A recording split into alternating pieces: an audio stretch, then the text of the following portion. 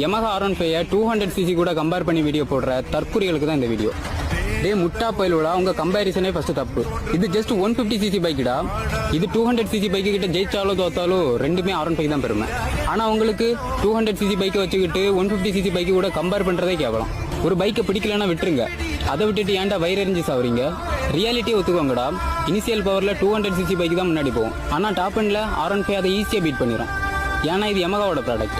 நான் சொல்றது கரெக்டா தப்பான்னு கமெண்ட்ல சொல்லுங்க.